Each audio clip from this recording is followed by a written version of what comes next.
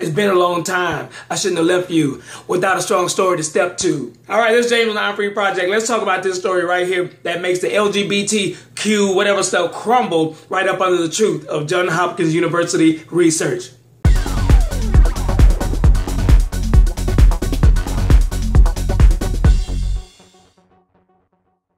About the best rap intro I'm going to give you right now. All right, y'all, this is James from the I'm Free Project, and I want to talk about this story simply because it goes back to the whole point of all this stuff. I mean, people coming to my page, my YouTube videos talking about science this and science that and so forth, and all this junk about, you know, science has proven that people are born this way and got this gay gene and all that kind of stuff. No, what this comes down to is what people want to do despite what biology dictates all the way around. So anyway, I want to get into this news story. I don't know if you've been following, but it's something that's been bubbling under and people have been talking about it. If you're reading certain stories, you'll see about it. You know, I think right now everybody's on that Kaepernick or whatever his name is and all that. Yeah, so the thing is that this whole narrative that LGBTQ community keeps talking about, people born this way and their supporters and so forth. Now, and I'm not, again, whenever I make my videos, I always say I'm not referring to those who are just living their lives. I'm talking about those who are going out and spreading the gospel of lies with regards to sex and sexuality and human relating and relationships. So that's the thing that I'm talking about. And it's amazing how people will stand on junk science now, junk science, to try to prove their stance on which they live their lives, and understanding that they bought the lie a long time ago, that they bought and they took the blue pill a long time ago. Remind me of the Matrix. You can either stay asleep and hooked up to the machine and live like they want you to live, or you can come into the knowledge of the truth and wake up and be like Neo. Okay, so that's what it comes down to. So wake up, and here's what I want to get to. And what I'm trying to say here is that this is some real science. This whole thing from the researchers who are well respected, have plenty of credentials to back up their knowledge and what they are capable of. And they come from a well-respected school. So we have two researchers now who have done some dramatic and in-depth review and research with regards to sexuality. And I mean, it's really deep, and I'm still in the middle of reading it.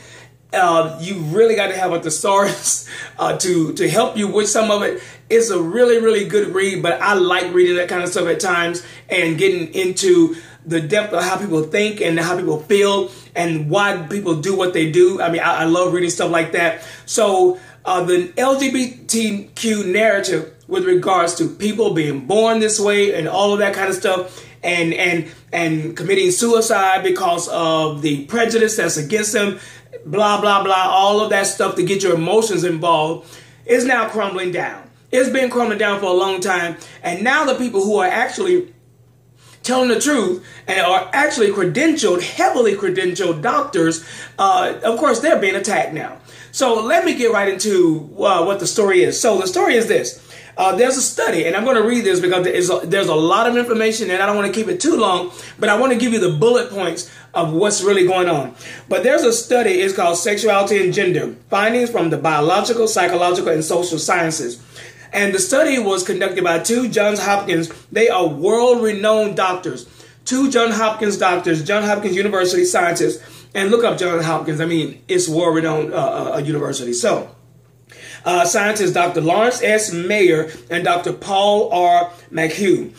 They did a meta-analysis of data from over 200 peer-reviewed and left-leaning studies regarding sexual orientation and gender identity. So, meaning that they even used data that was from left-leaning, more open, more that are more pro-homosexual, or I guess you can say just a little bit more loose in terms of how they interpret things. They used data that would much more support the LGBT community. But this is some of the stuff that they found, and this was just recently published in the edition of the New Atlantis Journal, and is far and away the most objective, exhaustive, and comprehensive study on the topic to date.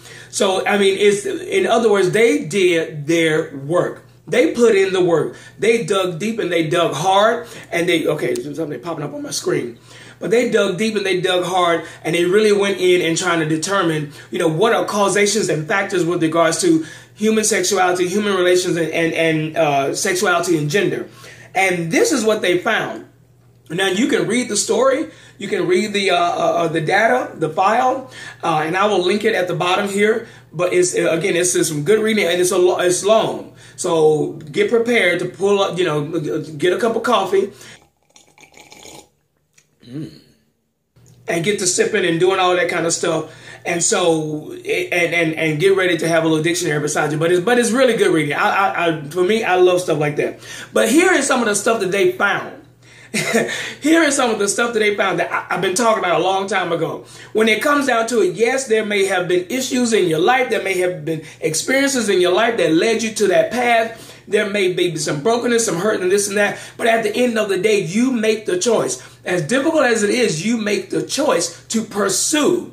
Now, I'm not saying that the struggle is not real, but when you make the choice to pursue, then it becomes just that, your choice. But anyway, let me just move on. All right. So here's some of the bullet points that they found with regards to this. The understanding of sexual orientation as an innate, biologically fixed property of human beings, the idea that people are born that way, quote unquote, is not supported by scientific evidence. Number two, sexual orientation in adolescence is fluid over the life course for some people, with one study estimating that as many as 80% of male adolescents who report same-sex attractions no longer do so as adults. Number three, compared to heterosexuals, non-heterosexuals are about 2 to 3 times as likely to have experienced childhood sexual abuse. And let me tell you something, that is very common with the people that I knew when I was in that lifestyle. The majority, and this is no joke, this is no lie, most of the guys I knew that was in that lifestyle, they had all been molested when they were little kids. And people like to say, oh, no, you can't say that's the causation, blah, blah, blah.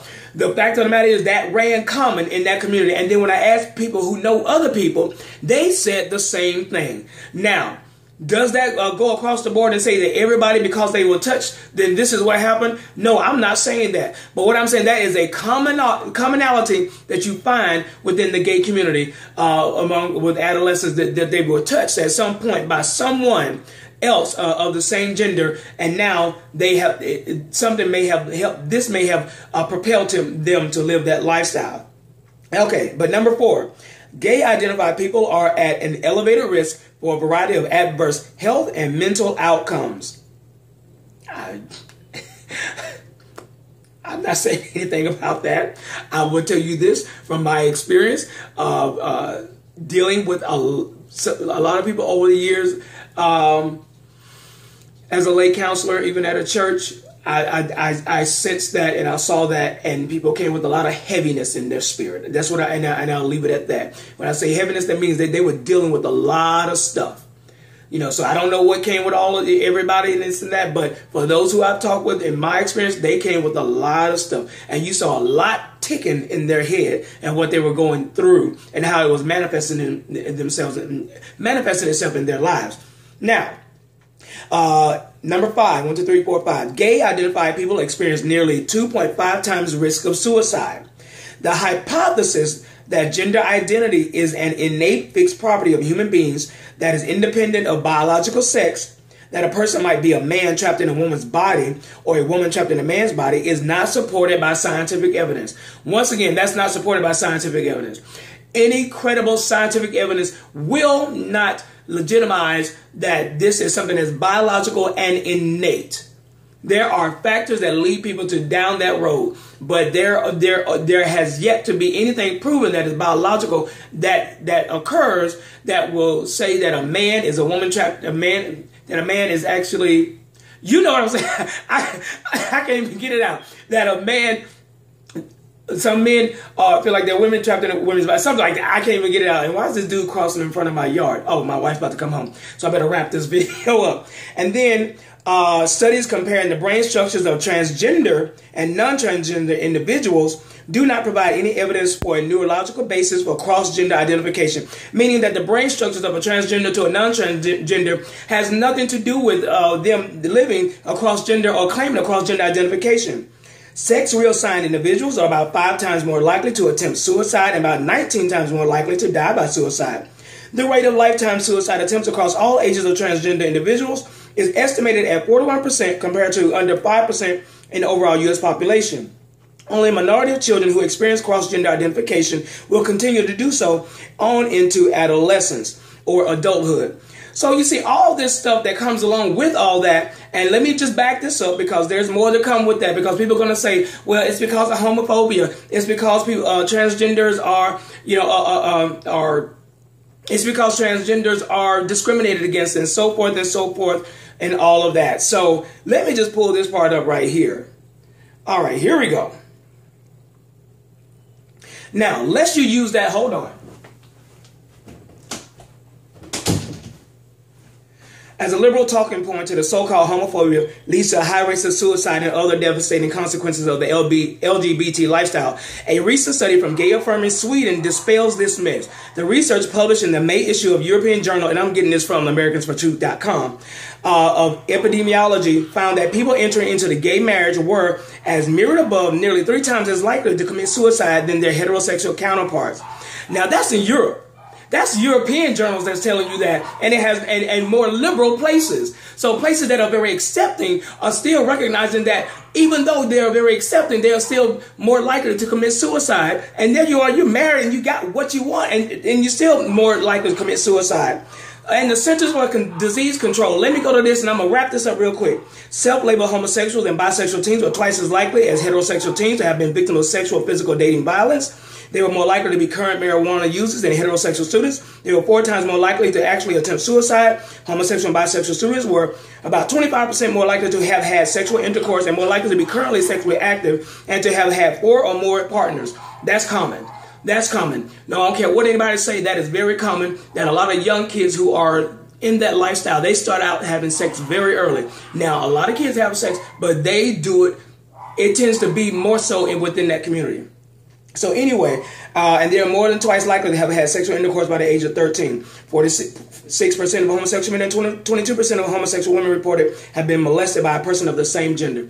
So these are just things that really has been proven and is by not only the CDC, which is a governmental agency that tracks all this stuff, but then also by you talking about Johns Hopkins University doctors who are giving you this information that has that greatly supported by they have the credentials to back it up. So the thing that gets me is that no matter how many times you try to tell people the truth, no matter how many times you try to give them the truth, they still want to do what they want to do. And at the end of the day, no matter what the statistics are and no matter what biology says, you have to answer to God and you have to honor and you have to come to God and ask God the real and true question. Who am I and what am I here for and what am I made for? And so with that, then you take that and you live that according to His word. And that may not sound fun and it's going to be a challenge, it's going to be hard, but it's something that you have to do and you must do. Despite what you're struggling with in your flesh and despite what's going on in your mind and in your heart, you still have to lay your heart down and lay your life down to pick up the cross and follow Him.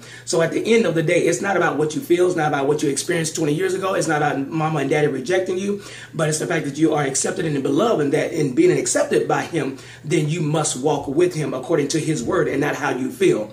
All right, this is James from the I'm Free Project. I'm just going to call it out right there, and that's the end of it. But I just wanted to give you a few minutes and tell you, anyway, haven't seen y'all in a while, but also number 2 is that science is now catching up with the truth. All right, peace.